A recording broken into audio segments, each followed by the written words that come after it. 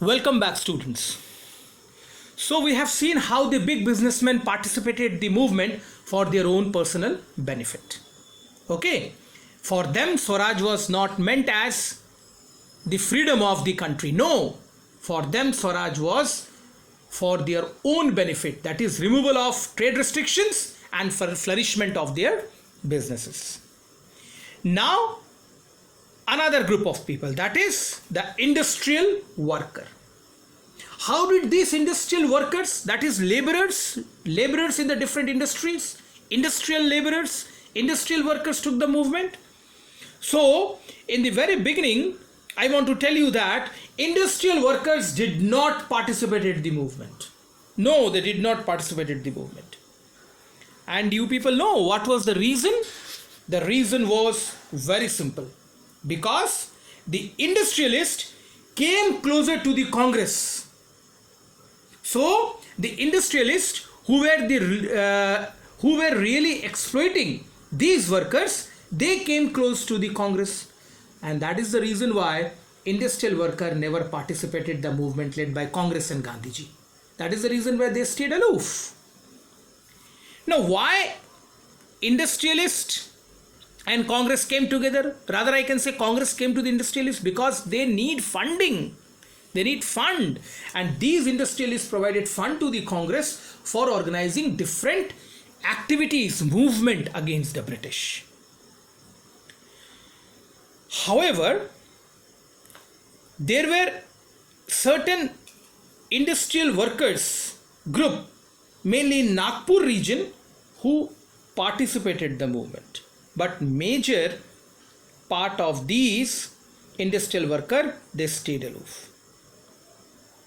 In spite of all these, some workers did participate in the civil disobedience movement selectively, adopting some of the ideas of Gandhian program like boycott of foreign goods as part of their own movement against low wages and poor working conditions. Means the workers, they defined Gandhiji's movement in their own way and directly did not participate in Gandhiji's civil disobedience movement.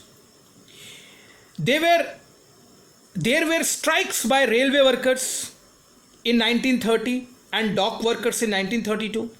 In 1930, thousands of workers in Chota Nagpur tin mines wore Gandhian cap and participated in protest rallies and boycott campaigns.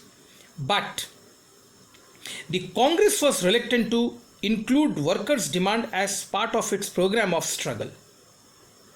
It felt that this would alienate industrialists and divide the anti-imperial forces. So this was also one of the major concern. So Congress did a lot of hard work to bring these industrial workers to pool, rather I can say, these industrial workers along with the civil disobedience movement. I'm extremely sorry, civil disobedience movement. But their participation was not 100%.